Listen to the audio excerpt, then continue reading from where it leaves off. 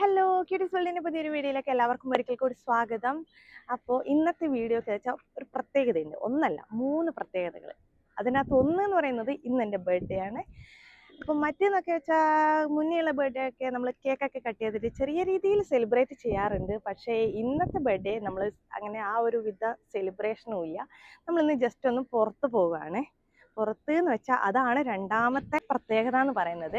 എന്തിനാണ് പുറത്ത് പോകുന്നതെന്ന് വെച്ചാൽ എൻ്റെ അനിയൻ നീണ്ട 1 വർഷത്തിന് ശേഷം സൗദിയിൽ നിന്ന് നാട്ടിലോട്ട് വരികയാണ്. അപ്പോൾ അവൻ വരുന്നത് മംഗലാപുരം എയർപോർട്ടിലേക്കാണ്. അവനെ കൂട്ടാൻ വേണ്ടിയിട്ടാണ് നമ്മളെല്ലാവരും കൂടി ഇന്ന് പോകുന്നത്. നമ്മളെല്ലാവരും എന്ന് വെച്ചാൽ ഞാൻ, അച്ഛൻ, അമ്മ, വിബിയേട്ടൻ, ഉണ്ടൂസ്, കുഞ്ഞൂസ്.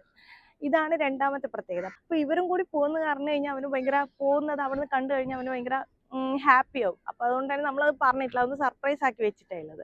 ഇതിനകത്ത് പിന്നെ മൂന്നാമത്തെ പ്രത്യേകത എന്ന് പറയുന്നത് അതിപ്പം ഞാൻ പറയുന്നില്ല, അത് പോകുന്ന വഴിക്ക് വീഡിയോയിൽ നിങ്ങൾ കണ്ടാൽ മതി. അത് വെച്ചാൽ നമ്മളെ ലൈഫിലെ ഏറ്റവും വലിയൊരു കാര്യം സംഭവിച്ച സ്ഥലത്തേക്കാണ്. അത് നമുക്ക് ഏറ്റവും വലിയൊരു നേട്ടം കിട്ടിയ ഒരു സ്ഥലത്തേക്ക് നമ്മൾ പോകുന്നുണ്ട്. അതെന്തായാലും നിങ്ങൾ വീഡിയോയിൽ കണ്ടാൽ മതി. പിന്നെ എനിക്ക് ബർത്ത്ഡേ ആയിട്ട് എനിക്ക് 1-2 ഗിഫ്റ്റ് കിട്ടിയിട്ടുണ്ട്. ഗിഫ്റ്റ് വെച്ചാൽ എനിക്ക് വിബിയേട്ടനും അച്ഛനും അമ്മയും കൂടെ ഒരു ഗിഫ്റ്റ് തന്നിട്ടുണ്ട്. അതിനകത്ത് വിബിയേട്ടൻ തന്ന ഗിഫ്റ്റിൽ ഒന്നാണ് ഞാനിപ്പം ഇട്ടേക്കണത്. ഈ ഒരു ഡ്രസ്സാണ് വിബിയേട്ടൻ എനിക്ക് ഫസ്റ്റ് ബർത്ത്ഡേ ആയിട്ട് തന്നത്. പിന്നെയുള്ള ഒരു ഗിഫ്റ്റ് എന്ന് പറയുന്നത് ഞാൻ കാണിച്ചു തരാം. വിബിയേട്ടൻ തന്ന ഡ്രസ്സ് ഓൾറെഡി വിബിയേട്ടൻ എനിക്ക് അത് സർപ്രൈസ് ഒന്നും ആയിരുന്നില്ല. വിബിയേട്ടൻ എനിക്ക് ഇന്നലെ തന്നെ തന്നിട്ടുണ്ടായിരുന്നു.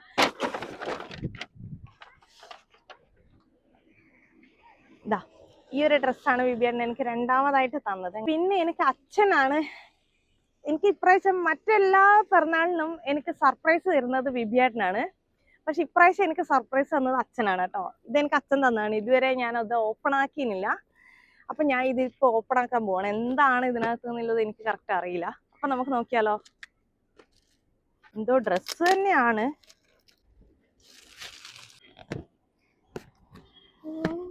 സാരി,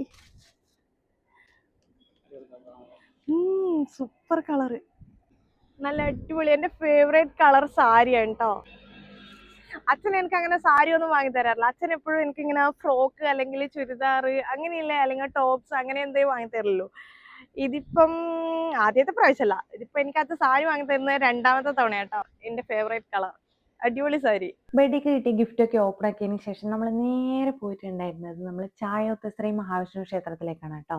പിറന്നാളായതുകൊണ്ട് മാത്രമല്ല, നമുക്കവിടെ കുറച്ച് നേർച്ചയും വഴിപാടുകളൊക്കെ ബാക്കിയുണ്ടായിരുന്നു. കുട്ടികളാവാൻ വേണ്ടിയിട്ട് നേർന്നതും അല്ലാണ്ടും ഒക്കെ കുറേ നേർച്ചയും വഴിപാടുകളൊക്കെ അവിടെ ബാക്കിയുണ്ടായിരുന്നു. അതുകൊണ്ട് നേരെ ഫസ്റ്റ് പോയത് അവിടേക്കാണ്.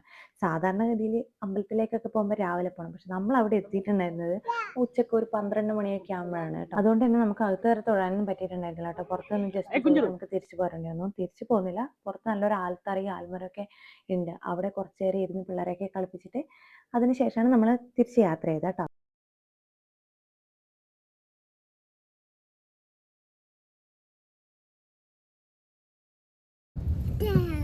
അടിച്ച് അടിച്ച്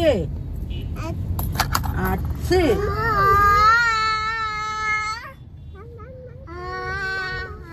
ബിബിനെ വിളിച്ചേ. ബിബി ബിബി ബിബി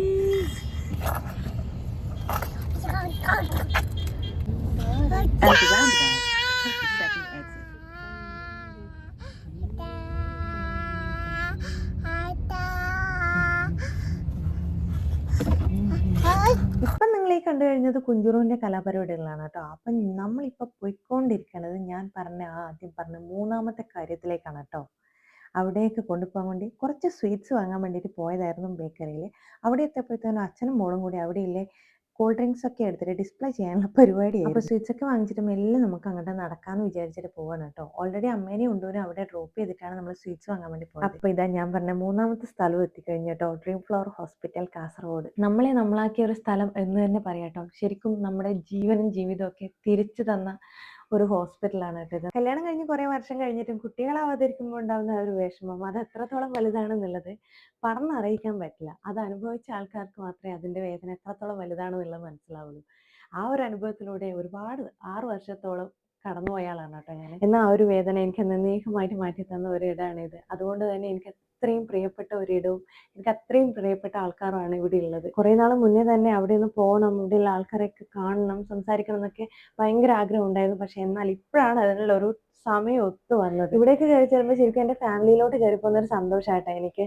അവിടെ സുസ്മിനെയും കല്യാണിയൊക്കെയും കാണാൻ പറ്റിയില്ല, ബാക്കി എല്ലാവരെയും നമുക്ക് സുസ്മി വന്നിട്ടുണ്ടായിരുന്നില്ല. കുഞ്ഞിക്ക് വേണ്ടി 2 ഡ്രസ്സ് അവിടെ വാങ്ങി ഏൽപ്പിച്ചിട്ടുണ്ടായിരുന്നു. അപ്പോൾ ഇതാണ് കേട്ടോ നമ്മുടെ ഡോക്ടർ ജയലക്ഷ്മി മാഡം. നമുക്കൊരിക്കലും ലൈഫിൽ മറക്കാൻ പറ്റാത്തൊരു മുഖമാണ് ഈ ഡോക്ടർ. നമുക്ക് ദൈവത്തിന് തുല്യം എന്ന് തന്നെ പറയാം. സാധനം കാണിച്ചു തരാം കേട്ടോ. സാധനം വേണോ?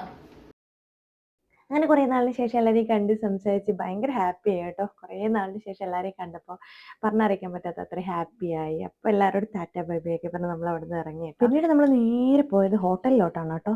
നല്ല വിശപ്പുണ്ടായിരുന്നു. അവിടെ അടുത്തങ്ങ് നല്ലൊരു ഹോട്ടലൊന്നും ഉണ്ടായില്ല. കിട്ടിയ ഒരു ഹോട്ടലിൽ നമ്മൾ പോയി ഫുഡൊക്കെ കഴിച്ചു. ബിരിയാണിയാണ് നമ്മൾ കഴിച്ചത്. അത്ര വലിയ ടേസ്റ്റ് ഒന്നും ഉണ്ടായിരുന്നില്ല, എന്നാലും അഡ്ജസ്റ്റ് ചെയ്ത് കഴിച്ചു. നല്ല വിശപ്പായിരുന്നു.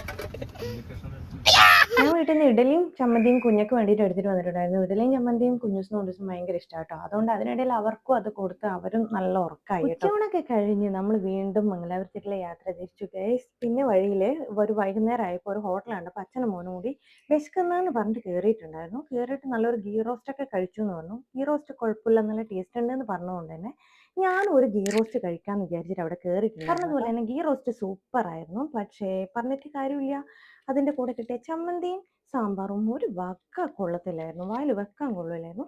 അതുപോലെ തന്നെ കോഫിയും ഒന്നും കൊള്ളില്ലായിരുന്നു. ഗീ റോസ്റ്റ് നല്ല ടേസ്റ്റ് ഉണ്ടായിരുന്നുകൊണ്ട് ഗീ റോസ്റ്റ് മാത്രം കഴിച്ചോട്ടെ. അതിനിടയിൽ കുഞ്ഞൂസിനും കുറച്ചായിട്ട് പൊട്ടിച്ചു കൊടുത്തു. ഇടയിൽ ഉണ്ടൂസും വന്ന് ഉണ്ടൂസിനും കൊടുത്തു.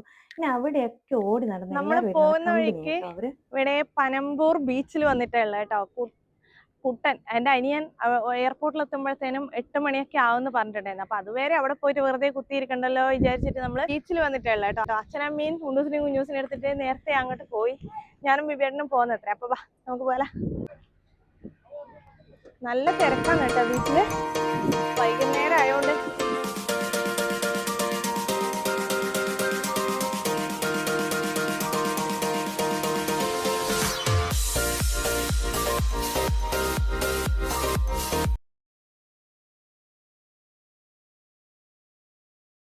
അങ്ങനെ ബീച്ചിലേക്ക് ഇറക്കും സൺസെറ്റും ഫോട്ടോഷൂട്ടൊക്കെ കഴിഞ്ഞതിന് ശേഷം നമ്മൾ നേരെ എയർപോർട്ടിലേക്ക് വിട്ടു കേട്ടോ. നമ്മൾ അവിടുന്ന് വിടുമ്പോൾ തന്നെ ഓൾറെഡി 7:10 കഴിഞ്ഞിട്ടുണ്ടായിരുന്നു.